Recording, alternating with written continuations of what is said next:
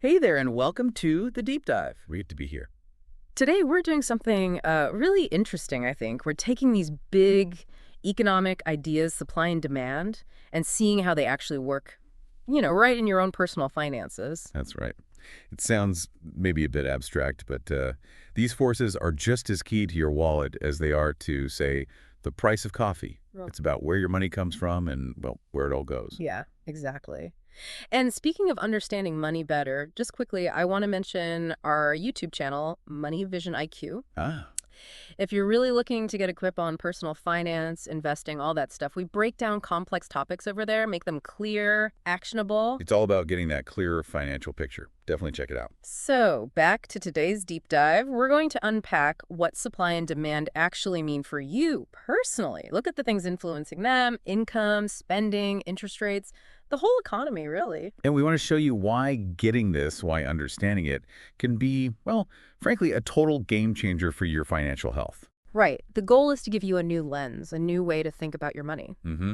So instead of just, reacting to bills coming in or markets going up and down, you can actually start to understand the forces at play and ideally take more control, Yeah. shape that financial future. Okay. Sounds good.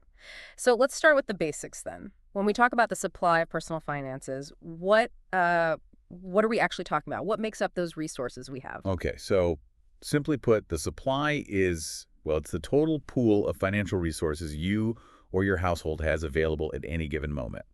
Think of it like your personal money reservoir. A reservoir. I like that. Okay, so what fills it up? What are the main streams flowing in? The biggest one, the most obvious, is your income.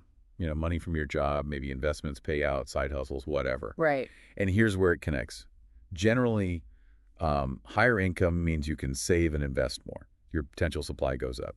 Economists call it the income effect. The income effect. Okay. Yeah, basically, as income rises, you might spend more, sure, but Yeah. your ability to save also increases. But, and this is a really big but, Uh-huh. just because you earn more doesn't automatically mean you save more. Mm-hmm. That still comes down to your habits, your choices. It's about the potential supply increasing. That's such a key point. You could have a huge income stream, but if your spending drain is just as big, that reservoir doesn't really fill up, does it? Exactly. So income's the first big one. What else feeds the reservoir? The second major source is your savings, your accumulated savings. This is the income from the past that you didn't spend. Right. It's sitting in bank accounts, maybe bonds, stocks, perhaps even locked up in real estate. Mm-hmm. These savings are crucial. They're your buffer for emergencies, and they're really the foundation for future investments. Mm-hmm. The safety net. Absolutely. And what's interesting is how outside things affect this, like higher interest rates. Yeah. They can actually make people want to save more because, well, you get a better return. Okay. We even saw this during the pandemic. The U.S. personal saving rate shot up for a while. People were uncertain, maybe spending less. Mm-hmm. It shows how circumstances really shift that supply. Right. Less opportunity to spend, more worry. People saved more. Okay, so we have income flowing in and accumulated savings already in the reservoir. What's the third piece? The third key element is access to credit.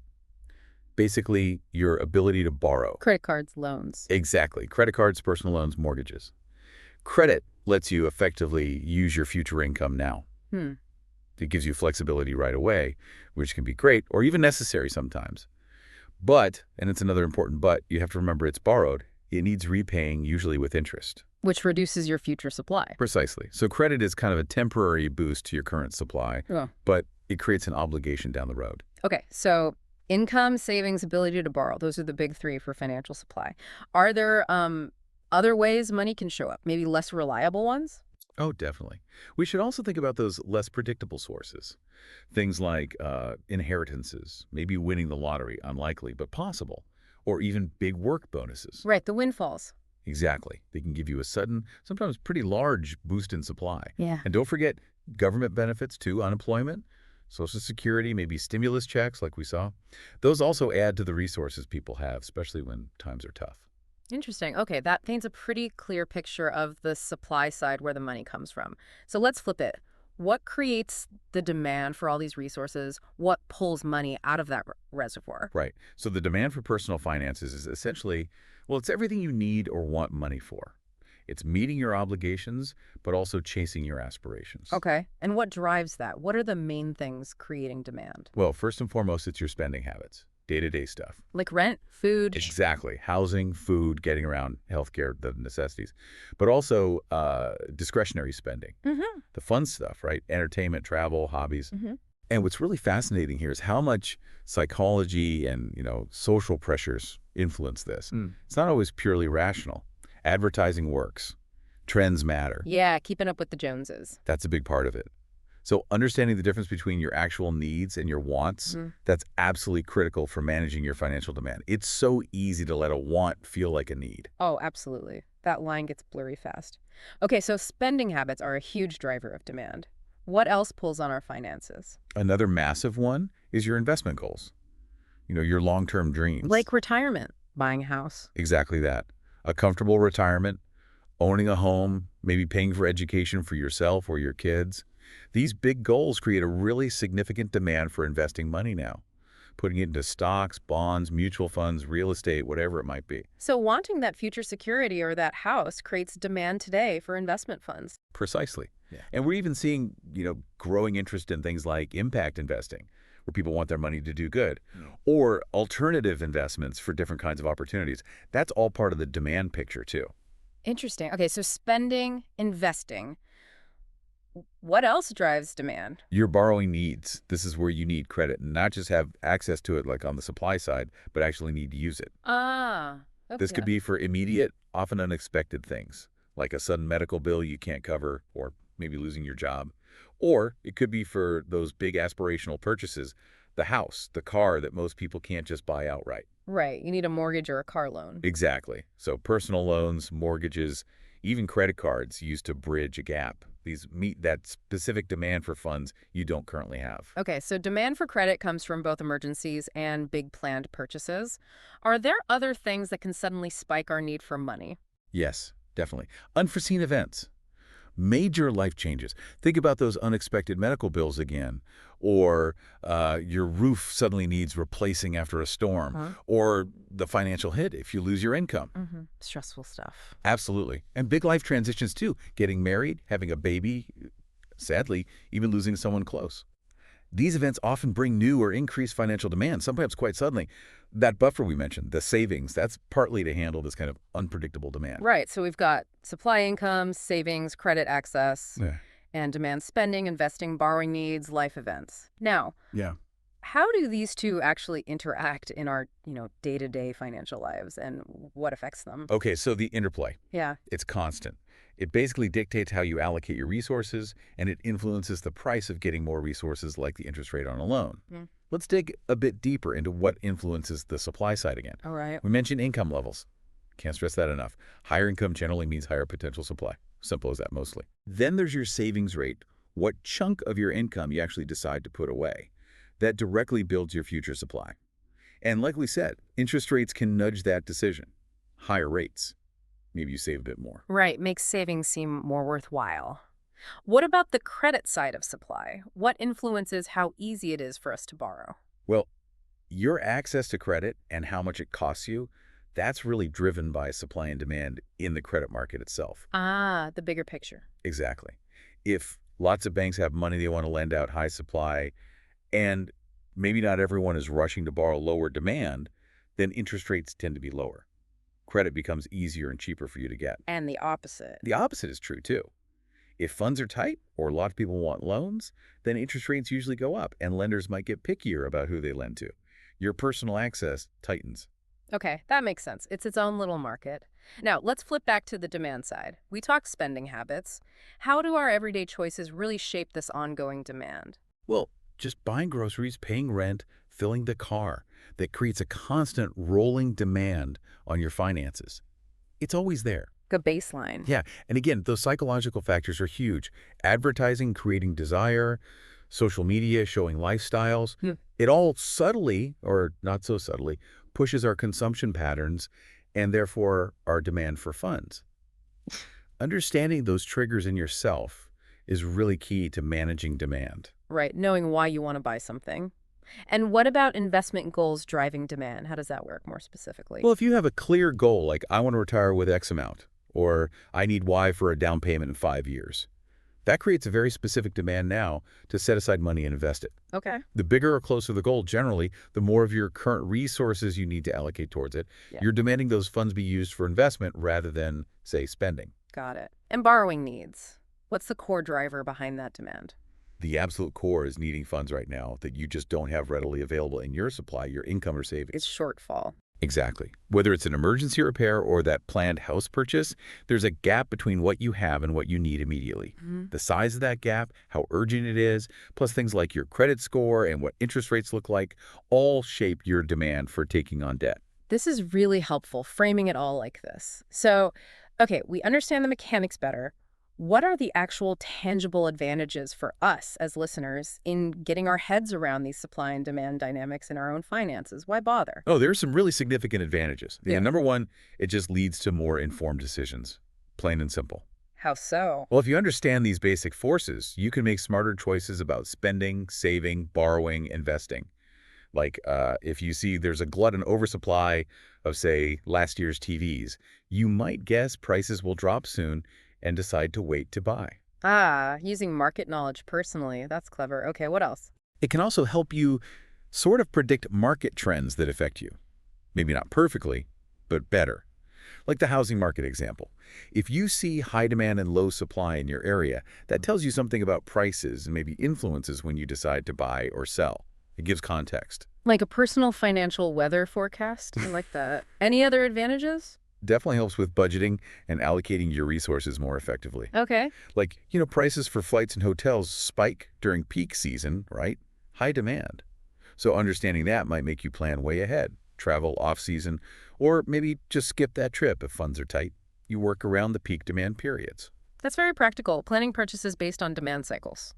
Smart. One more. Yeah, it can actually boost your negotiation skills sometimes. Really? Well, if you're negotiating for a service, knowing how many other providers there are, this supply can give you some leverage. Or if you're talking about a loan, having even a general sense of whether credit is tight or loose in the broader economy gives you a bit more context for discussing interest rates. You're not going in completely cold. Okay, these are really compelling benefits, but let's be balanced. Are there downsides or, challenges in applying this supply and demand thinking to our own money? Absolutely. It's not a magic bullet, and it has limitations. For one, real-world markets are volatile. Unexpected stuff happens. Yeah, like pandemics or wars. Exactly. Global events, natural disasters, they can cause sudden, massive shifts in supply and demand that are almost impossible for an individual to predict or model accurately. Okay, so unpredictability is a big one. What else? Information asymmetry, that's a fancy term, but basically means financial institutions, banks, lenders, investment firms usually have way more data and insight than you do. Right, they see the whole picture. They do. So making decisions based purely on your sense of supply and demand might be incomplete because they're working with better information. It's not always a level playing field. That makes sense. What about our own psychology? Can that get in the way? Oh, absolutely. Behavioral biases are huge in finance. Fear, greed, FOMO, fear of missing out, herd mentality. Buying something just because everyone else is, even if the price seems crazy high. Exactly. That's high demand driving potentially irrational behavior. Or maybe procrastination, putting off saving because the immediate demand for spending feels stronger. Our emotions can definitely override a purely rational supply-demand calculation. Yeah, we're not always rational economic actors, are we? Far from it. And finally, remember, this is a general model. It's powerful, but it might not perfectly capture your specific, unique financial situation, your personal values, your family needs, your individual goals. Personal finance is, well, personal. Those are really important points to keep in mind. It's a framework, not a rigid formula. Okay, let's zoom out slightly. How do those big economic conditions we hear about, inflation, interest rates, how do they ripple down and affect our personal supply and demand? Oh, they have a massive impact. Take inflation, rising prices. High inflation basically shrinks your supply because every dollar you have buys less stuff. Your purchasing power goes down. At the same time, it increases your demand because you need more dollars just to cover the same basic living expenses. So it's a double whammy. Squeezes supply, boosts demand for cash. Ouch. What about interest rates? Interest rates are a huge lever. Central banks often use them to manage the economy. When rates go up, borrowing costs more, right? So that tends to dampen the demand for loans. Makes sense. Less appealing to borrow. But at the same time, higher rates mean you earn more on your savings. So that can incentivize saving, potentially increasing the supply of savings in the system. So rates push and pull on both sides. Interesting. What about things like unemployment levels or just the general economic mood? Yeah, definitely. High employment usually means more people have stable incomes, so the overall potential supply of funds for saving and investing is higher. It also tends to support demand for goods and services because people feel more secure. And when the economy's bad, like in a recession. Then you see the reverse. Confidence drops. People worry about their jobs. They tend to cut back on spending, lowering demand, and try to save more, increasing the desire for supply buffers. Or worse, if they lose income, they might have to use their savings, decreasing their supplies significantly.